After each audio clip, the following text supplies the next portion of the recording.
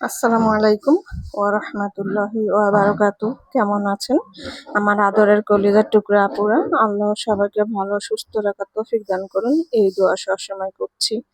আপুরা, আজকে আমি কোরবানির গরুর গোশের কালো ভুনা রান্না করব। তো এখানে আমি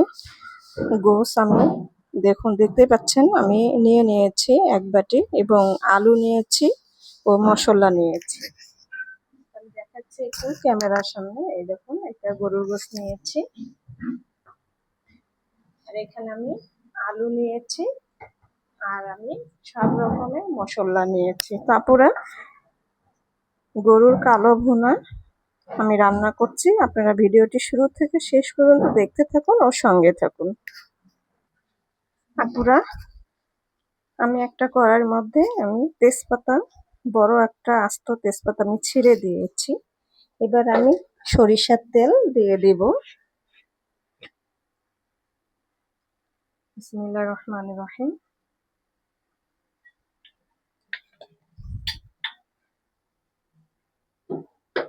সরিষার তেল দিয়ে দিলাম। এবার আমি তেজপাতা একটু হালকা ভাবে ভেজে নেব।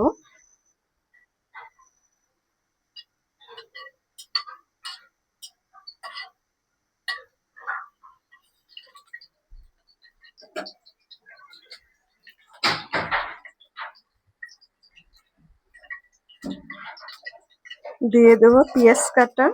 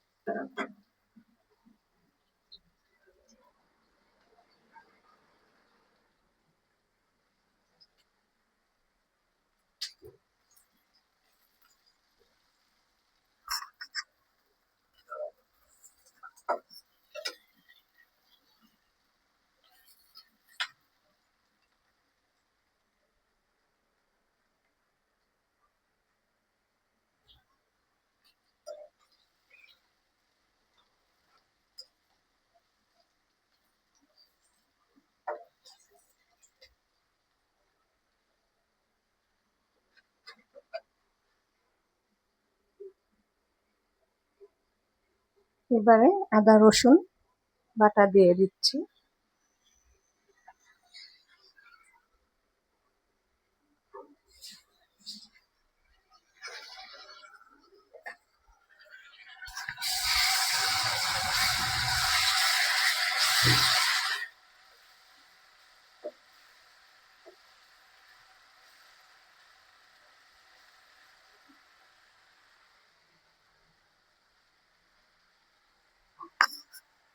আমি এবারে দিয়ে দিব মশলা, হলুদ গুঁড়ো, জিরা ধনিয়া গুঁড়ো এবং শুকনো মরিচ গুঁড়ো, লবণ পরিমাণ মতো।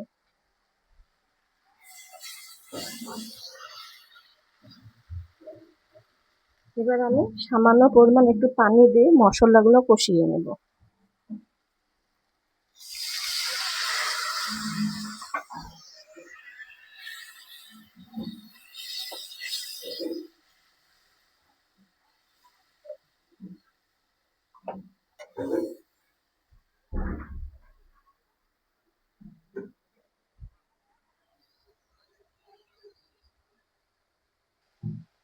আপুরা, মশলাগুলো কষিয়ে নিলাম।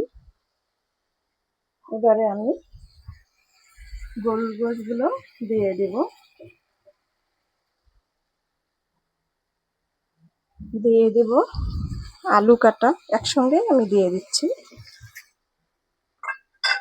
দিয়ে এবার আমি একটু নাড়াচাড়া করে দিয়ে কষিয়ে নেব।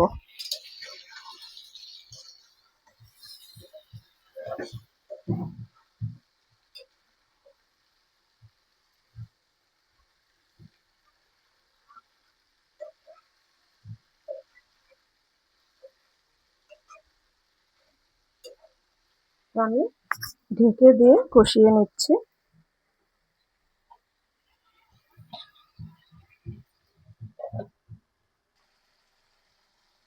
আপুরা,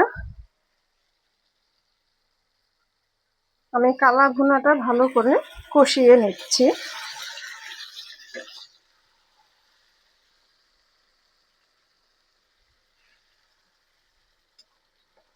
যত কষাবো ততই একটু মজাদার হবে।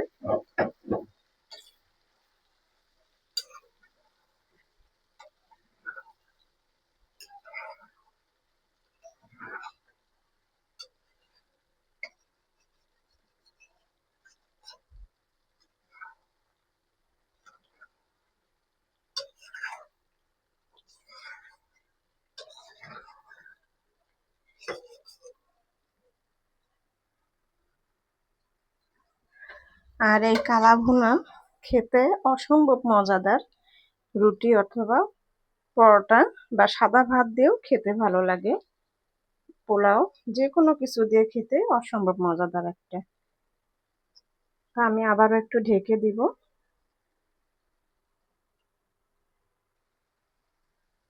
আপুরা, হয়ে গেল কালা ভুনা রান্না।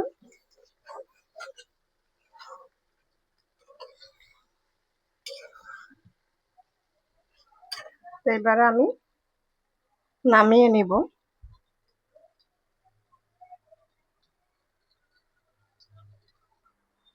আপুরা, নামিয়ে নিয়ে আসলাম কুরবানির কালা ভুনা রান্না।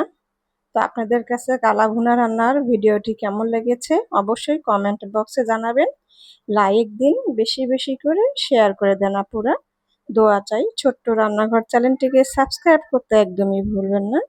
যারা নতুন আপুরা দেখছেন, পাশে বেল বাটনটি ক্লিক করে আমার ভিডিওর পাশেই থাকুন। সবাই ভালো থাকুন। আল্লাহ সবাইকে সুস্থ রাখার তৌফিক দান করুন, এই দোয়া কামনা করে রেখে দিচ্ছি। আসসালামু আলাইকুম ওয়া রাহমাতুল্লাহি ওয়া বারাকাতুহু।